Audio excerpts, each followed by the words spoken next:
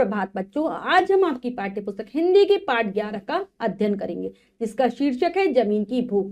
तो चलिए पाठ को पढ़ते हैं और जानते हैं कि व्यक्ति किस प्रकार से इतना लालची हो जाता है कि उसको अपनी जान से ही हाथ धोना पड़ता है। उसे जमीन की भूख मतलब इतना लालच आ जाता है।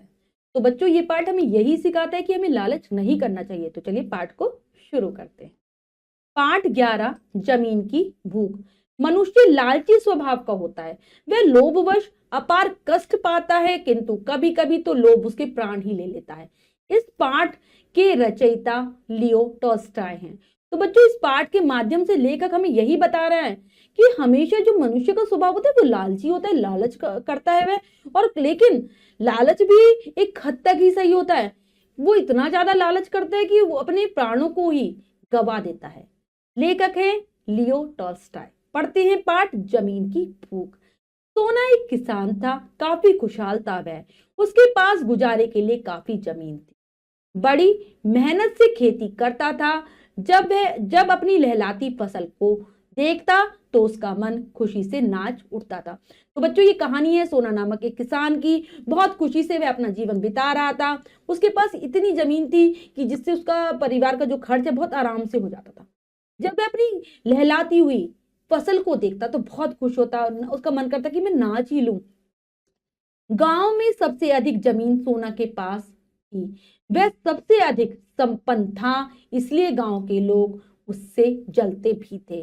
वे कई बार अपने जानवर उसके खेतों में चढ़ने के लिए छोड़ देते थे, जिससे उसका बड़ा नुकसान होता था। तो गांव में जितने भी लोग थे, सबसे ज्यादा जो जमीन थी सोना के पास ही थी।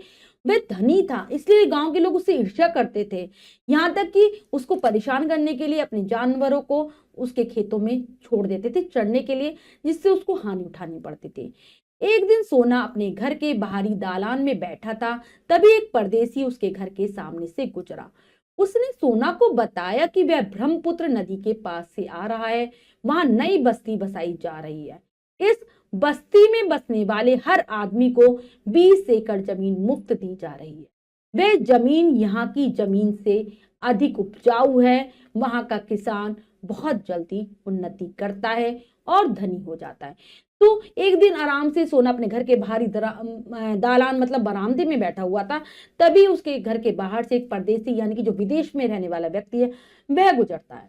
वो बताता है सोना को कि ब्रह्मपुत्र नदी के पास से वह आया है और वहां पर नई बस्ती बसाई जा रही है, यानी कि नया गांव बन रहा है, और जो वहां पर जाकर रहेगा उसे 20 एकड़ जमीन दी जाएगी। बच्चों, 20 एकड़, एकड़ होता है जो जमीन की नाप तोल का एक माप होता है, वो है। और यहाँ की जमीन है भी बहुत ज्यादा उपजाऊ, बहुत अच्छी खेती होती है, और जो वहां जाएगा बहुत जल्दी उसकी उन्नति होगी और वह और ज्यादा धनी हो जाएगा। सोना अपने गांव के लोगों के व्यवहार से असंतुष्ट तो था ही, उसने वहां जाने का निश्चय कर लिया।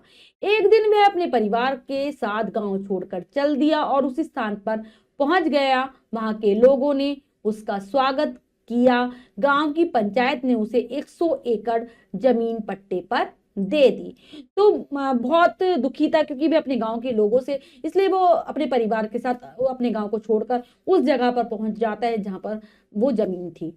तो वो पंचायत से बात करता है और उसे 100 एकड़ जमीन दे दी जाती है किराए पर, और वहां के लोग भी बहुत अच्छे थे, उसका बहुत अच्छे से स्वागत करते हैं। अब वह पहले से भी अधिक मेहनत से खेती करने लगा। कुछ ही वर्षों में वह बहुत संपन्न हो गया। उसने अपना नया मकान बनवा लिया। उसने बहुत से पशु भी खरीद लिए। वह आराम से रहता था और अपनी सफलता पर गर्व करता था। तो वहां पर उसने और ज्यादा मेहनत से काम किया, बहुत अच्छी से खेती की, जिसके कारण वो और धनी हो गया। उसने अपना नया मकान खरीद लिया, नया मकान बनवा लिया, पशु भी बहुत सारे खरीद लिए। बहुत आराम से वह दिन बिता रहा था, बहुत खुश होता था, अपने आप पर वह गर्व महसूस करता था। कुछ समय बाद सोना को लगने लगा कि उसके पास पर्याप्त जमीन नहीं है। कुछ और जमीन होती तो वह और अधिक सुख सुविधा का जीवन व्यतीत करता। मनुष्य का स्वभाव ही ऐसा होता है कि उनको जितना सुख मिलता है वह उससे अधिक सुख प्राप्त करने की इच्छा करने लगता है। तो थोड़ा समय तो वह आराम से रहा, लेकिन फिर उसे क्या लगने लगा कि मेरे पास जितनी जमीन है वो काफी नहीं है, और मैं और अधिक मेरे पास जमीन होती तो मैं और आराम से अपना जीवन बिता पाता। तो ये मनुष्य का स्वभाव ही ऐसा होता है, उसकी आदत ही ऐसी होती है, जितना होता है ना उससे वो कभी खुश नहीं रहता, सुखी नहीं रहता। वो सोचता है और ज्यादा हो, और ज्यादा की इच्छा करता है। कुछ दिन बाद कहीं जाता हुआ एक सौदागर रात होने के कारण सोना के घर ठहर गया। रात को खाना खाकर दोनों बातें करने लगे। तो फिर क्या होता है, एक दिन कोई सौदागर यानी कि कोई व्यापारी उसके गांव से गुजर रहा होता है, उसे रात हो जाती है, तो वो सोना के घर रुक जाता है और रात को दोनों खाना खाते हैं, आपस में बातें करने लगते हैं। बातचीत में जमीन की चर्चा आई। सौदागर ने बताया कि वह नदी के पार से आ रहा है, वहां इतनी जमीन है जितनी चाहो जोत लो। सौदागर की बात सुनते ही सोना की आंखें चमकने लगी। वह नदी के उस पार जमीन हथियाने के सपने देखने लगा। तुम जितनी चाहो उतनी जमीन पर खेती कर सकते हो। और यह सुनकर आंखों में, जो सोना की आंखों में आंखें चमकने लगी, मतलब लालच आने लगा।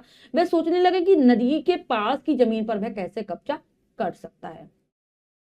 सोना ने वहां जाने की तैयारी शुरू कर दी। वहां के लोगों को खुश करने के लिए उसने मिठाई, कपड़े और दूसरी वस्तुएं खरीदी। फिर घर की देखभाल का कार्य अपनी पत्नी को सौंपकर और अपना एक आदमी साथ लेकर वह यात्रा पर निकल पड़ा। तो सोना वहां जाने के लिए बिल्कुल तैयार था। वह अपनी तैयारी पूरी कर लेता है। वह वहां के लोगों को खुश करने के लिए क्या करता है, मिठाई ले लेता है, कपड़े लेता है और भी बहुत सारी वस्तुएं खरीद लेता है कि वह लोगों को देगा, वहां के लोग खुश हो जाएंगे। और अपने घर की पूरी जिम्मेदारी वो अपनी पत्नी को सौंप देता है और अपने साथ एक आदमी को लेकर वहां की यात्रा पर निकल पड़ता है।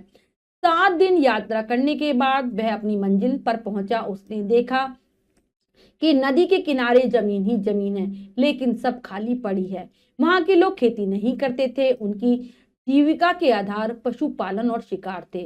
वे लोग सीधे और सरल थे। 7 दिन की लगातार यात्रा करता है और फिर वह उस नदी के पार पहुंच जाता है। वहां पर चारों ओर उसे जमीन ही जमीन दिखाई देती है, लेकिन पूरी जमीन खाली पड़ी थी। कोई वहां पर खेती करना जानता ही नहीं था। वहां के लोग खेती नहीं करते थे। वो कैसे अपना गुजारा करते थे, पशुओं को पालते थे और क्या करते थे, शिकार करते थे। बहुत सीधे और सादे लोग थे, वहां के सीधे सरल थे बिल्कुल। सोना उनके मुखिया से मिला और अपने साथ लाई बढ़िया बढ़िया चीजें उसे भेंट की। मुखिया बहुत प्रसन्न हुआ और उसने उत्साह से सोना का स्वागत किया। सोना ने मुखिया को अपने आने का उद्देश्य बता दिया। मुखिया ने कहा, हमारे यहाँ जमीन की कमी नहीं है, जितनी चाहो अपनी पसंद की जमीन ले लो। तो वहां पर जाकर वह वहां के मुखिया से मिलता है और अपने साथ जो बहुत सारी चीजें लाया था वो देने के लिए वो उनको भेंट कर देता है, दे देता है। और बहुत प्रसन्न होता है मुखिया भी और उसका बहुत उत्साह के साथ स्वागत भी करता है। उत्साह से यानी कि खुशी से बहुत अच्छे से उसका स्वागत करता है और सोना बता देता है कि भाई यहाँ क्यों आया है। तो मुखिया भी कह देता है कि कोई बात नहीं, हमारे यहाँ जमीन की कोई कमी नहीं है, जितनी चाहो तुम्हें उतनी ले सकते हो, अपनी पसंद की ले लो। तो सोना पूछता है, सोना ने पूछा, जमीन किस भाव मिलेगी, क्या भाव है जमीन, कितने में मिलेगी। तो मुखिया ने उत्तर दिया, 10,000 रुपए प्रतिदिन, कि तुम्हें रोजाना प्रतिदिन रोज तुम्हें 10,000 रुपए देंगे। सोना चकरा गया, यह कैसा हिसाब। उसने कहा, मेरी समझ में यह हिसाब नहीं आया। उसे हिसाब समझ में नहीं आया। उसने कहा मुखिया से, मुझे ये हिसाब समझ में ही नहीं आ रहा। मुखिया बोला, सीधा हिसाब है, एक दिन में पैदल चलकर जितनी जमीन तुम नाप डालो उतनी जमीन तुम्हारी। क्या कहता है, एक दिन में पैदल चलकर तुम जितनी भी जमीन नाप लोगे वो सारी तुम्हारी होगी और इसके बदले में तुम्हें कुल 10,000 रुपए देने पड़ेंगे। 10,000 रुपए दोगे।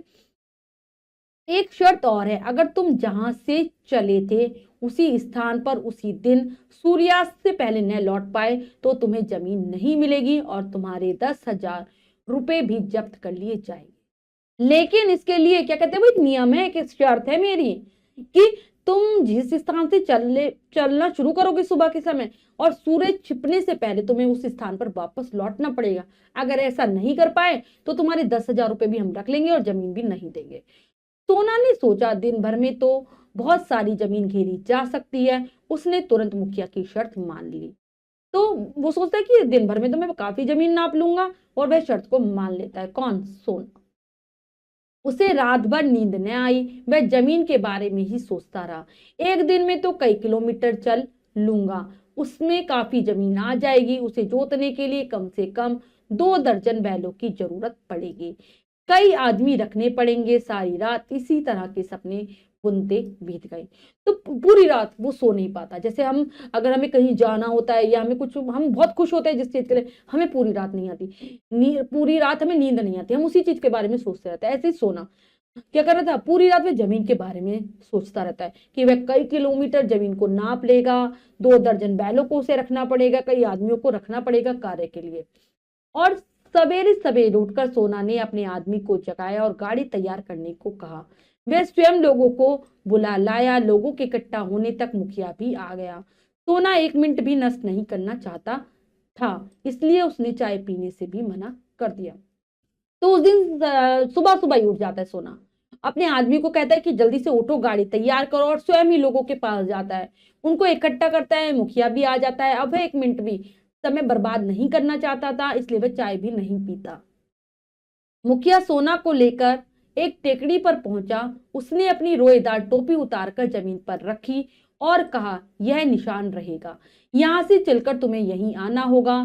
सूर्य डूबने से पहले तक जितनी जमीन तुम घेर लोगे वह सब तुम्हारी हो जाएगी। तो टेकड़ी पर पहुंच जाता है उसको लेकर, और अपनी टोपी, टेकड़ी मतलब जो ऊंची जगह होती है थोड़ी सी, वहां पर पहुंचते हैं, अपनी टोपी उतार देता है जो रोए भरी है होती है, मखमली सी, और जमीन पर कहता है ये निशान रहेगा, तुम्हें यहां से ही चलना है और सूर्यास्त से पहले यहीं पर लौटना है, जितनी जमीन तुम नापोगे उतनी तुम्हारी हो जाएगी। सोना ने 10,000 रुपए टोपी पर रख दिए। उसने एक रुमाल में रोटियां रखी, पानी की बोतल ली और फावड़ा भी ले लिया। अपनी धोती कसकर और आस्तीन चढ़ाकर वह चलने के लिए तैयार हो गया। तो 10,000 रुपए वह टोपी पर रख देता है, अपने साथ रोटियां, पानी की बोतल और फावड़ा ले लेता है निशान बनाने के लिए, और अपनी धोती को वह कस लेता है और चलने के लिए बिल्कुल वह तैयार हो जाता है। वह यह नहीं तय कर पा रहा था कि पहले किस दिशा में चला जाए। पूरब दिशा में सूर्योदय हो रहा था, तो सोना ये समझ नहीं पा रहा था कि वह पहले किस दिशा में जाकर भूमि को नापे, जमीन को नापे, और सूर्योदय पूरब से हो रहा था। तो वह अपना समय नष्ट नहीं करना चाहता था। वह पूरब दिशा की ओर चल पड़ा। 1 किलोमीटर चलने के बाद उसके शरीर में फुर्ती आ गई। तो वो समय नहीं नष्ट नहीं करना चाहता था सोना, इसलिए वो सबसे पहले पूरब दिशा की ओर जाता है। 1 किलोमीटर जैसे ही वो चलता है तो उसके शरीर में थोड़ी सी फुर्ती आ जाती है, ताकत आ जाती है चलने की। अब वह तेज चाल से चलने लगा। लगभग 5 किलोमीटर चलने के बाद उसने पीछे मुड़कर देखा। टेकड़ी पर खड़े लोग चींटियों की तरह दिखाई पड़ते थे। धूप में गर्मी आ गई थी। उसे खाने की याद आई तो, लेकिन उसने खाया नहीं। उसने जैकेट उतारकर कंधे पर डाल ली और जूते उतारकर धोती में खोस लिए। अब उसके चलने की गति तेज हो गई। तो 5 किलोमीटर चलता है और फिर देखता है पीछे मुड़कर, तो बहुत छोटे छोटे से उसे लोग दिखाई दे रहे थे जो टेकरी पर खड़े हुए थे। धूप भी बहुत तेज हो गई थी। उसे भूख लग रही थी, लेकिन वह खाना नहीं खाता क्योंकि उसे लगता है समय नष्ट हो जाएगा। उसका लालच बढ़ रहा था। अपनी जैकेट को उतारकर वह कंधे पर डाल लेता है, जूते भी उतारकर अपनी धोती में ही रख लेता है और फिर और तेजी से चलने लगता है। कुछ दूर चलने के बाद उसने सोचा, काफी दूर निकल आया हूं, अब लौटना चाहिए। उसका शरीर पसीने से तर हो गया था और उसे प्यास भी लग रही थी। उसने उस स्थान पर गड्ढा बना दिया जिससे पता चल सके कि वह कहां तक आ गया है। पानी पीकर वह बाईं ओर मुड़ गया। जैसे जैसे वह आगे बढ़ता उसे अच्छी उपजाऊ भूमि दिखाई देती। उसका लालच बढ़ता जाता और वह आगे बढ़ता जाता। काफी दूर चल लेता है जब सोना, तो सोचता है कि अब मैं तो काफी दूर आ गया हूं, अब मुझे लौटना चाहिए। उसकी बुरी हालत हो गई थी गर्मी के कारण, पसीने, थकान होने लग गई थी, प्यास लग रही थी, लेकिन वह नहीं रुकता। वह थोड़ी देर रुकता है, उस स्थान पर पानी पीता है, गड्ढा बना देता है और क्या करता है, बाईं ओर मुड़ जाता है। लेकिन आगे बढ़ रहा था तो उसका लालच भी बढ़ रहा था उसे, क्योंकि बार बार उपजाऊ भूमि दिखाई दे रही थी। वो सोचता था कि इसे भी नाप लूं, इसे भी नाप लूं। दोपहर हो रही थी। सूरज उसके सिर पर आ गया था। अब वह कुछ थकान का भी अनुभव कर रहा था। थोड़ा आराम करने के लिए वह एक स्थान पर बैठ गया। उसने रुमाल से रोटियां निकाल कर खाई और पानी पिया। वह बैठा रहा, लेटा नहीं। डर था कहीं नींद न आ जाए। तो अब दोपहर का समय आ गया था। दोपहर में सूरज ठीक उसके ऊपर चमक रहा था। अब बहुत थक गया था वह। थोड़ा आराम के लिए वह बैठ जाता है, रोटियां खाता है, पानी पीता है, थोड़ी देर आराम से बैठा रहता है, लेकिन बिल्कुल भी नहीं लेटता, कभी सो ना जाए वो। खाना खाने से शरीर में शक्ति आ गई। उसने फिर चलना आरंभ कर दिया। काफी लंबी भूमि नापकर वह बाईं तरफ मुड़ने वाला था कि उसे जमीन का एक बहुत उपजाऊ टुकड़ा दिखाई पड़ा। खाना खाने के बाद शक्ति आ गई, फिर उसने चलना शुरू कर दिया। बहुत लंबी उसने भूमि नाप ली, फिर वो बाईं तरफ मुड़ रहा था वापसी के लिए, लेकिन फिर उसे एक जमीन का बहुत उपजाऊ टुकड़ा दिखाई दिया जहां पर बहुत अच्छी खेती हो जाती। फिर उसके मन में फिर से लालच आ गया, उसने उसे भी नाप लिया, वहां गड्ढा खोद कर अपना निशान बना दिया। अब वह फिर मुड़ गया, उसने टेकड़ी की ओर देखा पर वह दिखाई नहीं दी। उसने सोचा कि वह अधिक दूर निकल आया है, अब इस दिशा में कुछ कम ही चलेगा। इस तरफ उसने तेजी से कदम बढ़ाए। वह मुश्किल से 3 किलोमीटर ही चला था कि उसने देखा, तो उसने पीछे मुड़कर देखता है, निशान बना देता है, तो टेकड़ी पर तो उसे दिखाई नहीं देती। वो सोचता है मैं तो बहुत दूर निकल आया हूँ, अब मैं ज्यादा दूर नहीं चलूंगा। और फिर वो तेजी से कदम बढ़ाता है, 3 किलोमीटर ही चलता है, तो क्या देखता है वह कि सूरज ढलने लगा है। उसने अनुमान लगाया कि टेकड़ी से लगभग 15 किलोमीटर की दूरी पर है। उसने इस दिशा में आगे बढ़ना उचित नहीं समझा। उसने वहां पर भी गड्ढा बनाया। अब वह सीधे टेकड़ी की ओर बढ़ने लगा। तो क्या देखता है सोना कि अब तो सूरज ढलने लगा है, अस्त होने वाला है। तो उसने कहा कि लगभग मैं 15 किलोमीटर की दूरी पर हूँ। अब उसने सोचा कि अब मैं इस दिशा में आगे नहीं बढ़ता, और फिर वहां पर गड्ढा बना देता है और फिर टेकड़ी की तरफ मुड़ जाता है। टेकड़ी यानी कि जहां पर लोग खड़े हुए थे, ठीक है, वहां पर वो बढ़ने लगता है। सोना बहुत थक गया था, उसके लिए आगे बढ़ना कठिन हो रहा था। धूप और गर्मी ने उसकी सारी शक्ति चूस ली थी, पैरों में छाले पड़ गए थे, टांगे उठती न थी। सूरज ढल रहा था, इसलिए आराम करने के लिए समय न था। फिर भी वह तेज चाल से आगे बढ़ता चला जा रहा था। तो क्या हो गया था, बहुत थक गया था, उसके लिए बहुत मुश्किल था आगे बढ़ना, क्योंकि धूप बहुत तेज थी, गर्मी पड़ रही थी। उसके अंदर से ऐसा लगता था रहा था कि सारी शक्ति खत्म हो गई है। लगातार चलने से उसके पैरों में छाले पड़ गए थे, उसके पैर उठ नहीं रहे थे। लेकिन वो देखता है कि सूरज लगातार ढलता जा रहा है, इसलिए वह आराम भी नहीं कर रहा था, बहुत आगे तेजी के साथ बढ़ रहा था। उसने जैकेट, टोपी, जूते सब फेंक दिए। उसकी सांस फूल रही थी। उसे अब यही चिंता थी कि सूरज डूबने से पहले टेकड़ी तक कैसे पहुंचूंगा। वह दौड़ने लगा, उसकी छाती जोर जोर से धड़क रही। उसे इस बात का डर लग रहा था कि थकान के कारण वह गिरकर मर ही न जाए, पर उसने दौड़ना बंद न किया। वह उन लोगों के सामने हारकर अपनी हंसी नहीं उड़वाना चाहता था। तो बच्चों क्या करता है, वह अपनी जैकेट, टोपी, जूते सब फेंक देता है। बहुत उसकी सांस फूल रही थी, इतनी तेजी से उसकी छाती धड़क रही थी, दिल धड़क रहा था कि उसे डर लग रहा था कि वो गिरेगा और मर जाएगा। वो सोच रहा था कि कैसे पहुंचेगा सूरज डूबने से पहले टेकड़ी तक। वो लग रहा था उसे वो मर जाएगा, लेकिन उसने फिर भी दौड़ना बंद नहीं किया, क्योंकि वह लोगों के सामने अपनी हंसी नहीं उड़ाना चाहता था, मजाक नहीं बनना चाहता था किसी का। सूरज क्षितिज में समाया जा रहा था। सोना भी अपनी मंजिल के निकट आ गया था। टेकड़ी पर खड़े लोग चिल्लाकर उसका उत्साह बढ़ा रहे थे। टेकड़ी पर रखी टोपी और उसके पास बैठा मुखिया उसे साफ नजर आ रहे थे। तो अब आकाश में समाता जा रहा था सूरज धीरे धीरे, और सोना भी अपनी मंजिल के पास पहुंचने ही वाला था, क्योंकि उसे लोग दिखने लगे थे, मुखिया भी दिख रहा था। लोग उसका उत्साहवर्धन कर रहे थे चिल्ला चिल्ला कर। उसने निराश दृष्टि से सूरज की ओर देखा। सूरज धरती के नीचे धंसने लगा था। सोना जान गया कि टेकड़ी तक पहुंचते पहुंचते अंधेरा हो जाएगा। उसके मुंह से चीख निकल गई। तो लोग चिल्ला रहे थे, लेकिन सोना को लग रहा था कि सूरज डूब जाएगा और वो पहुंच नहीं पाएगा। उसके मुंह से चीख भी निकल गई। उसकी सारी मेहनत व्यर्थ चली गई। टेकड़ी पर खड़े लोग उसे अब भी पुकार रहे थे। वे ऊंचाई पर थे और उनको सूरज अब भी दिखाई दे रहा था, लेकिन जो लोग टेकड़ी पर खड़े थे वो उसे अब भी बुला रहे थे उसके नाम ले लेकर, क्योंकि वो ऊंचाई पर खड़े थे और उन्हें सूरज दिखाई दे रहा था, उन्हें डूबता हुआ नहीं दिखाई दे रहा था। सोना ने देखा कि टेकड़ी पर अभी धूप है। अपनी सारी शक्ति समेटकर उसने लंबी सांस खींची और आंखें बंद करके वह टेकड़ी की तरफ दौड़ा। तो अपनी सारी शक्ति को, वो अपने शरीर की शक्ति को इकट्ठा करता है, लंबी सांस लेता है, आंखें बंद करता है और फिर वह दौड़ने लगता है। टेकड़ी के पास पहुंचकर वह मुंह के बल गिरा और चीख निकल गई। जैसे ही वह टेकड़ी के पास पहुंचता है, मुंह के बल आगे की तरफ गिर जाता है।